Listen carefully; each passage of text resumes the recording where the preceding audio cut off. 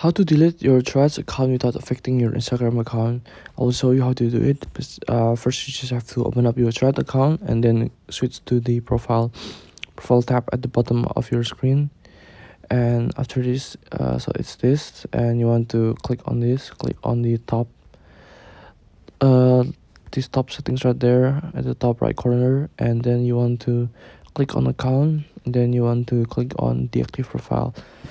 You can read it here. Deactivating your profile is temporary. Your profile will be hidden.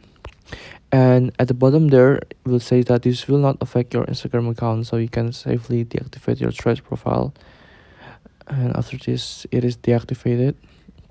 You can see that my Instagram account is always secure, and I'm going to go here. Now I still can use my Instagram just fine. It's not deactivated, whilst my Thread account is deactivated.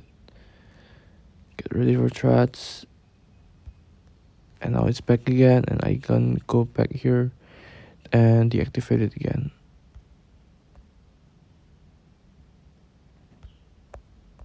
Without affecting my Instagram. Well, it's lagging now. I don't know what's wrong, but you can just click on this again to deactivate it, and this will be all. Well, thank you for watching. See you on the next video.